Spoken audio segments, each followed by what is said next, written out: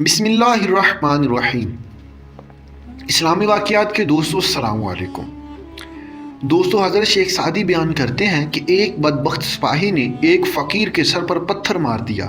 فقیر میں بدلہ لینے کی سکن نہ تھی، اس لیے فقیر نے وہی پتھر پکڑ کر محفوظ کر لیا۔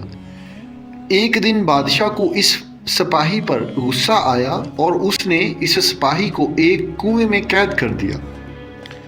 فقیر اس کنویں پر گیا اور اس سپاہی کو پتھر مارا۔ سپاہی نے پوچھا کہ تو کون ہے اور مجھے پتھر کیوں مارتا ہے؟ فقیر نے کہا، میں وہی فقیر ہوں جس کے سر پر تو نے فلاں وقت میں یہ پتھر مارا تھا۔ سپاہی نے کہا کہ پھر تو اتنا عرصہ کدھر رہا؟ فقیر نے کہا کہ مجھ میں اتنی سکت نہ تھی کہ میں اس وقت تجھے مارتا، مگر آج مجھے موقع ملا ہے، اس لیے میں نے اس دن کا بدلہ لیا ہے۔ پس جب تم کسی نالائق کو منصب کا اہل نہ پاتے ہوئے بھی منصب پر فائز دیکھو تو خاموش رہو، کیونکہ داناؤں نے ایسے موقع پر خاموش رہنے کا مشورہ دیا ہے۔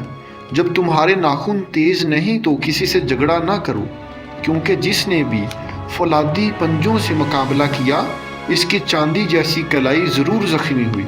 پس اس وقت تک صبر سے کام لو جب تک وقت اس کے ہاتھ نہ باندھ دے، اور پھر جب وہ وقت کی گرفت میں آ جائے تو پھر چاہے تم اس کا بیجا ہی کیوں نہ نکالنا چاہو، اس وقت نکال لو۔